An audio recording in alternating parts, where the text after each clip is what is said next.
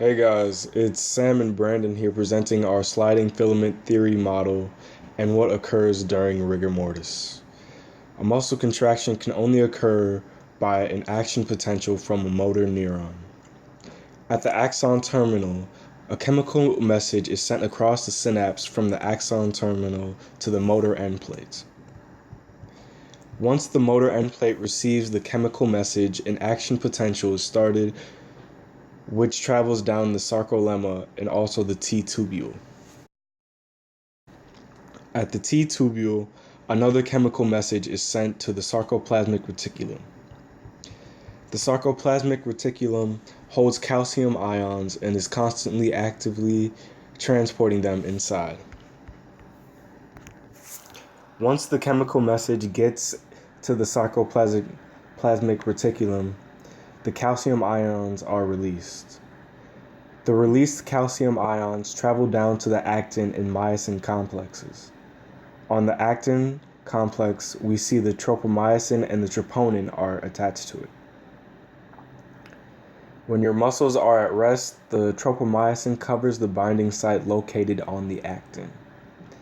In order to open the binding site, calcium must come along and bind to the troponin.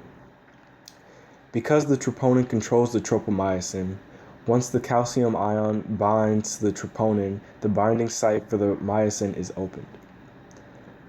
On the myosin complex, we see the myosin heads.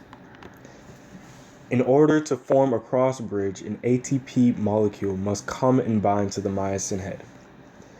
The ATP molecule is hydrolyzed into ADP and phosphate, putting the myosin head into its high energy configuration. The cross bridge is formed when the phosphate molecule is released from the myosin head.